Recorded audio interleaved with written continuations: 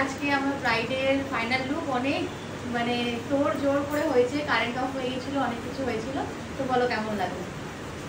খুব সুস্মিতার কাছে মেকআপ করে খুব ভালো লেগেছে, খুব সুন্দর মেকআপ করেছে, ঠিক আমি যেরকমটা চেয়েছিলাম সেরকমটাই করেছে।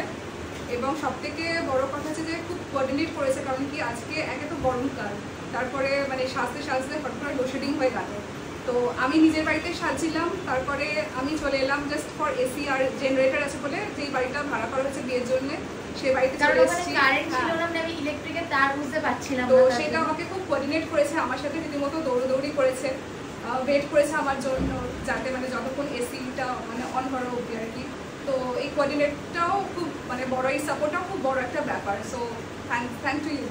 এমনি অল ওভার লুক নিয়ে কোনো রকম প্রবলেম নেই তো?